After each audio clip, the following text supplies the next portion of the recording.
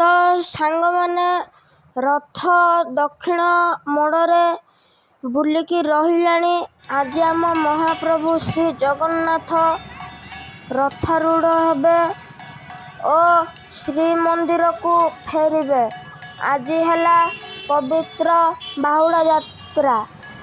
ଆମର ଭକ୍ତ ଭାବ ପରି ଭିଡ଼ିଓ ଦେଖିବା ପାଇଁ ଲାଇକ୍ ସେୟାର ସବସ୍କ୍ରାଇବ୍ ନିଶ୍ଚୟ କରନ୍ତୁ।